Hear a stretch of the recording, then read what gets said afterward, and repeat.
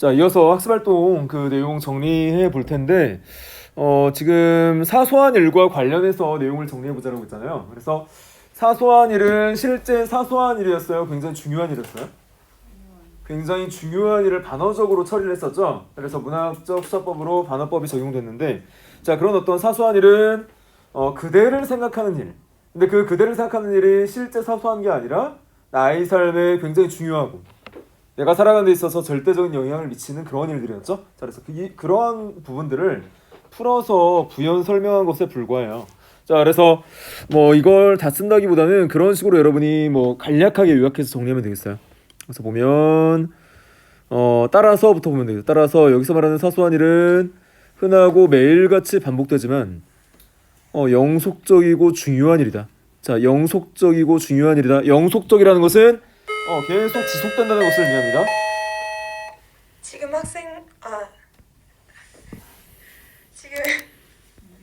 지금 핸드차임 학생들은 지금 바로 S덕안으로 와주시기 바랍니다. 자, 그래서 영속적이라는 것이 영원히 지속된다는 것을 의미해요. 자, 그래서 해가 뜨고 해가 지는 것이 매일같이 일어나죠. 자, 그리고 바람이 부는 것도 공기 이동을 바람이라고 하는데, 자, 바람의 그 세기에 따라 다르겠지만 공기 이동도 역시 매일같이 일어나죠. 그래서 여기 화자에게 있어서 그대를 생각하는 것은 매일같이 일어나는 일인데, 그 매일같이 시적 대상인 내가 살아가는 그 대상을 생각하는 것이 이렇게 해가 뜨고 해가 지고 그리고 바람이 부는 것과 같이 지속적이고 영속적이며 중요한 일이다라는 것을 단어적으로 처리를 한 겁니다. 자, 그 다음. 자, 화자가 자신의 사랑을 사소한 일이라고 한 까닭은 뭐냐? 그러면 시인이 집필할 때 그냥 중요한 일이다라고 솔직히 말하면 안 되냐라는 거예요. 자, 그래서 선생님이 설명할 때는 이러한 반어적 표현을 문학적 표현으로 적용한 이유는 뭐라고 했어요?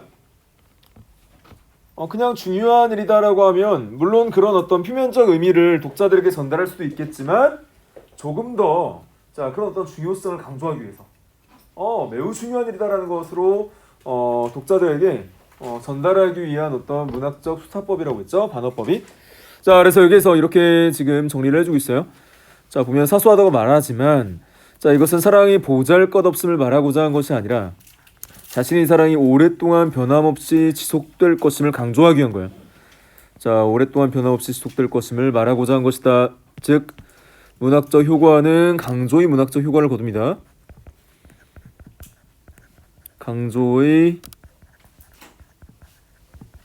문학적 효과를 거둔다. 자, 그래서 계속 이것은 사소한 일이다, 사소한 일일 것임이라는 어떤 표현들을 반복하는 것은 자, 이런 어떤 반어적 표현을 통해서 사소한 일이 아니다, 중요한 일이다라는 것을 강조하기 위한 표현이었어요. 그런 부분들로 여러분이 정리를 하시면 되겠습니다. 자, 그래서 여러분이 다 쓸 필요 없이 그 따라서 뒷부분, 자, 그리고 하지만 뒷부분, 자, 이 부분만 정리해도 크게 무리는 없을 것 같아요.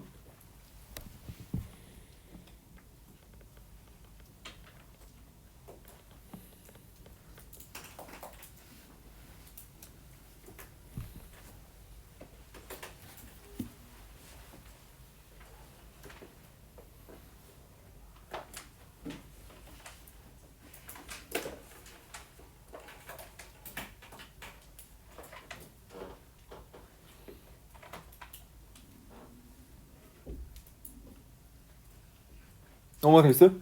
네. 자, 그 다음 2번 문제 볼게요. 이 작품의 화자가 말하고 있는 기다림의 자세에 관한 자신의 생각을 말해보자라고 했죠. 이거를 쓸 필요가 없어요. 쓸 필요 없이 여러분이 어떤 개인적인 어떤 생각을 들어보면 좋은데 시간이 없기 때문에 그냥 예시답안을 같이 한번 보도록 할게요.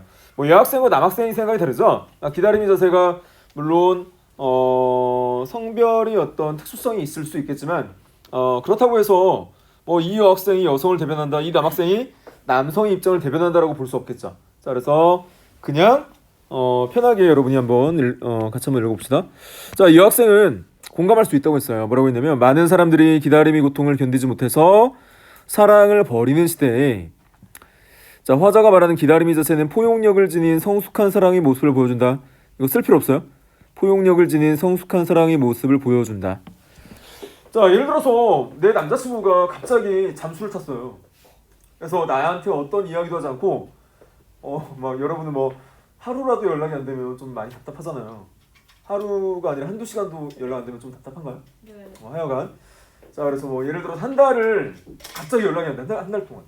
그러면 여러분은 그 여성의 입장에서 내가 그 대상을 진실로 정말로 사랑하기 때문에 기다림의 자세로 우리 황동규 시인의 화자처럼 지속적이고 영속적인 어떤 기다림으로 그 대상을 기다려줄 수 있어요? 아니면 바로 헤어지고 말아요? 헤어짐을 선택해요? 아니면 기다림을 선택해요? 여러분의 입장에서는? 헤어져요?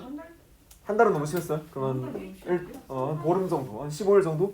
15일 정도 연락이 안 돼. 고민돼. 그래요?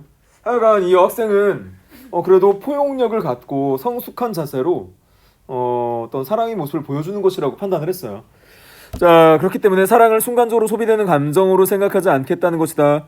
따라서 순간적으로 소비되는 감정이라고 생각했다면 바로 헤어지고 말았을 텐데, 사랑이라는 것은 본질적으로 그러한 결점까지 포용할 수 있는 자세를 갖춰야 된다라고 이 여학생은 생각하는 거예요. 자, 그래서 사랑이 진정한 가치를 보여준 것이다. 자, 무엇이? 그 대상에 대한 끊임없는 영속적인 지속적인 생각과 기다림. 자, 그것을 굉장히 긍정적으로 바라봤어요. 자, 이에 반해서 남학생은 공감하기 어렵다고 했죠. 남학생은 뭐라고 했어요? 기다림의 자세가 너무 소극적이고 수동적이다. 진정한 사랑을 얻기 위해서는 기다림의 자세를 유지하면 안 되고 적극적인 어떤 실천성이 중요한데 구체적으로 어떤 방안은 제시하지 않았어요. 사랑을 성취하는 것이 더 바람직하다. 자, 여기에서 이 남학생은 이 시적 대상을 지금 연인으로 바라보지 않고 그냥 나 혼자 사랑하는 어떤 대상으로 바라본 거죠. 그랬을 때, 자, 그런 어떤 나에게 사랑이 다가오기를 기다리지 말고, 자, 그런 어떤 영속적인 기다림보다는 적극적으로 시적 대상에게 찾아가서 자신이 사랑하는 감정을 밝히는 것이 중요하다.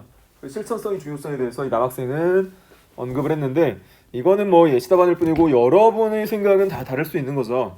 그래서 기다림의 자세에 대해서 여러분이 생각해볼 기회를 언제 한번 가졌으면 좋겠습니다. 자, 넘어서 3번 문제. 자, 이 작품의 제목을 반어로 보았을 때와 반어로 보지 않았을 때 작품 수용상 차이점이 있다면 무엇인지 말해보자라고 했어요.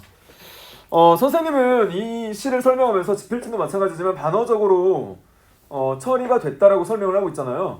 실질적으로 이 시를 대학 수학력 시험이나 아니면 학력고사에 출제할 때에도 반어법으로 처리를 합니다. 자, 그런데 그렇게 바라보지 않았을 때를 생각해 보자는 거죠. 진짜 그대를 생각하는 것은 사소한 일이야.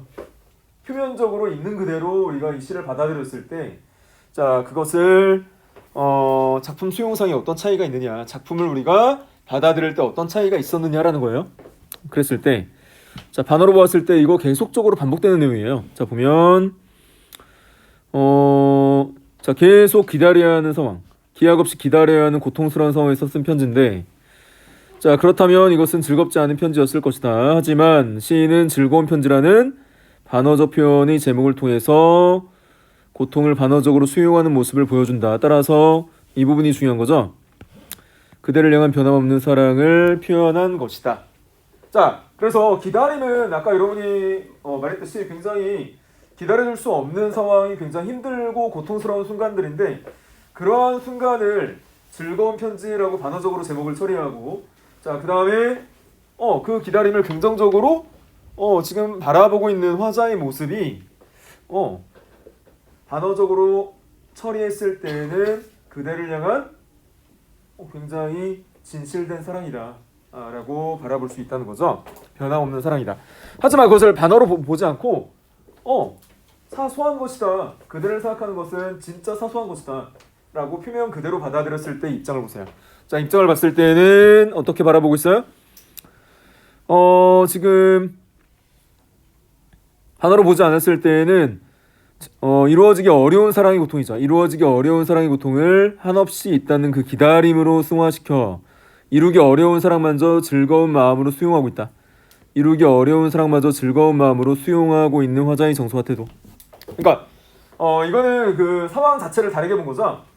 그래서 보면 지금 반어로 보지 않고 사소하다라고 판단한 것은 어차피 이루어지기 어려운 어떤 상황 속에서 그것을 가볍게 받아들인다는 거예요.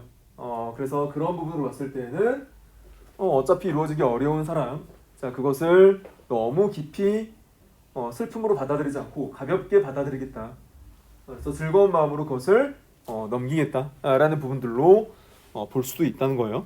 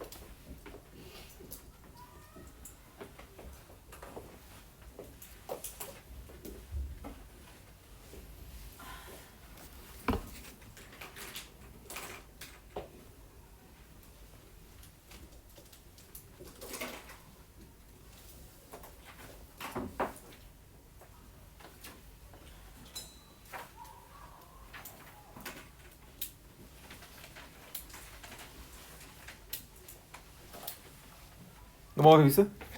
네, 넘어갈게요. 자, 그다음 4번 문제 볼게요. 다음은 자, 이 작품을 쓴 시인과의 인터뷰 내용이다. 읽고 아래 활동을 해보자라고 했죠. 자, 황동규 시인이 이 시를 창작하고 나서 인터뷰 대담을 한 거예요. 자, 대담 과정에서 이런 이야기를 했습니다. 자, 어떤 얘기를 했나 보세요. 자, 즐거운 편지는 고등학교 졸업 때 교재에 실린 작품이다. 자, 짝사랑하던 연상의 여인을 대상으로 썼다. 짝사랑하던 연상의 여인을 대상으로 썼대요. 실제 인물이래요.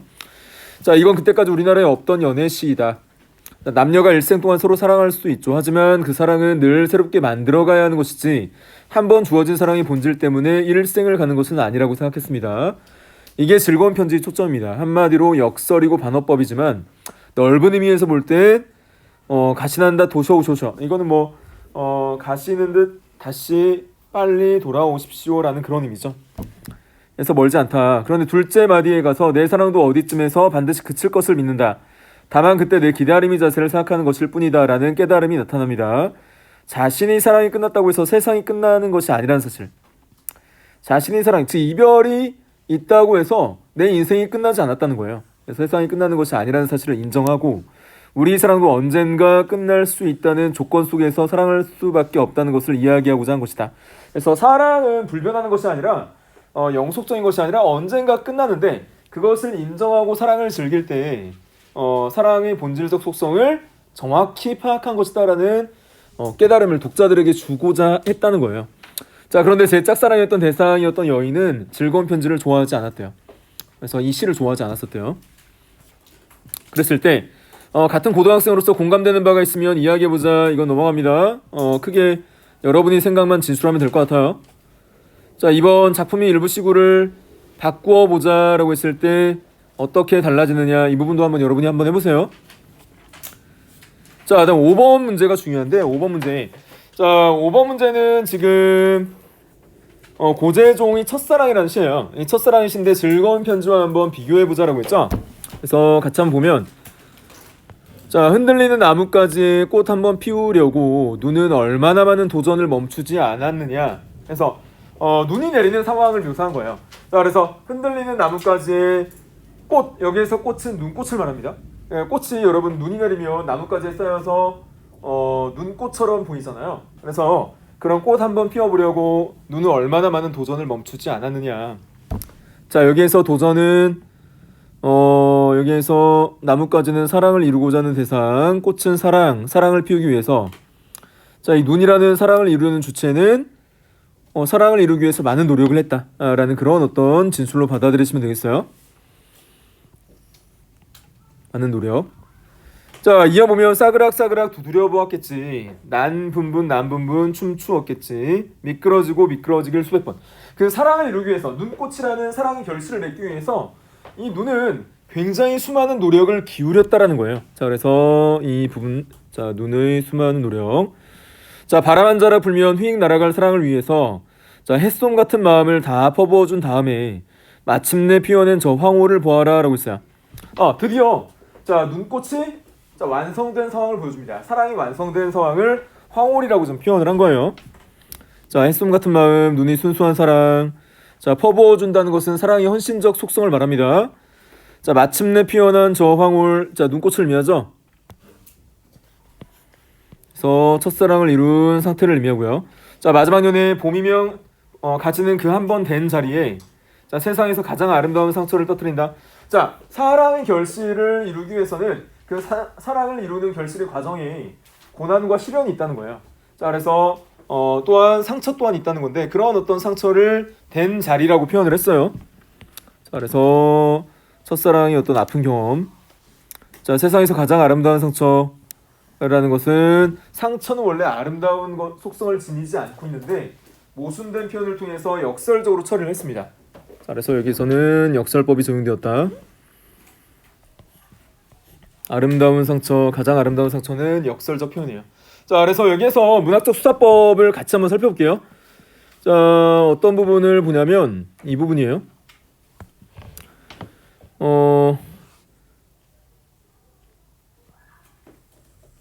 싸그락 두드려 본다. 자, 이 부분은 청각적 이미지가 두드러지죠. 이 부분은 청각적 이미지.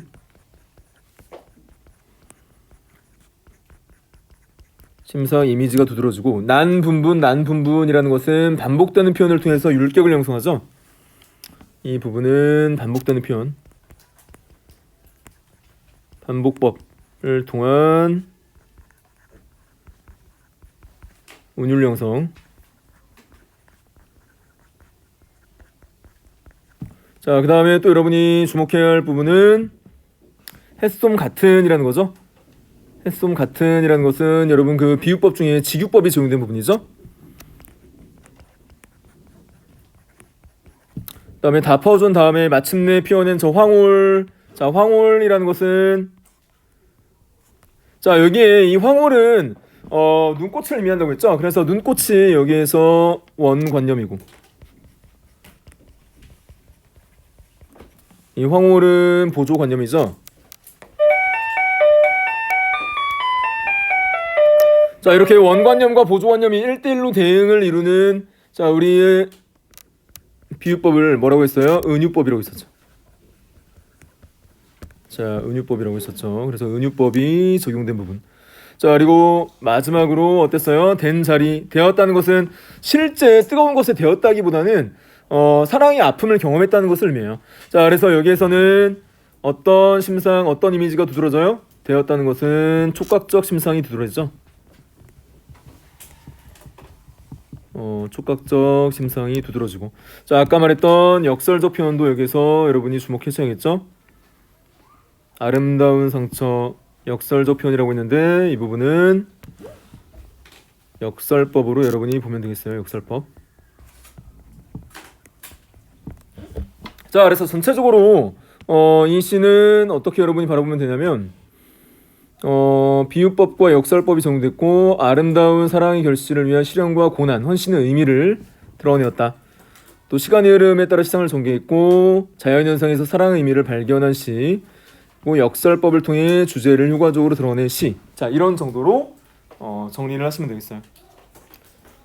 그래서 전체적으로 두 시의 공통점은 사랑의 소재를 배경으로 했고 사랑을 중심 소재로 했고 그 사랑을 이루어나가는 과정에는 무엇이 동반된다라는 것을 같은 인식으로 하고 있어요. 사랑을 이루어나가는 데에는 그 과정에 고통과 시련이 따르기 마련이다라는 어떤 인식이 같이 깔려 있어요.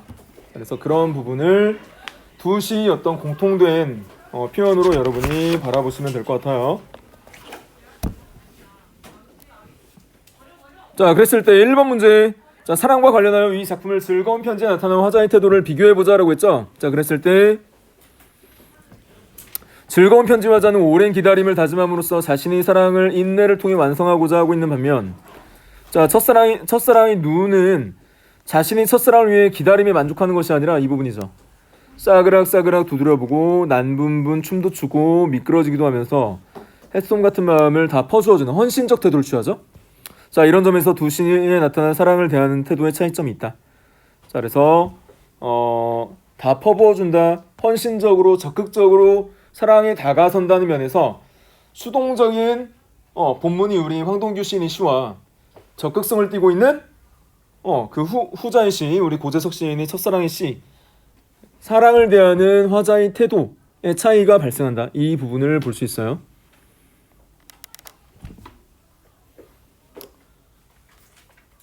그래서 2번 문제는 여러분이 한번 해보시고, 자, 1번 문제까지만 여러분이 정리를 하면 될 것 같아요.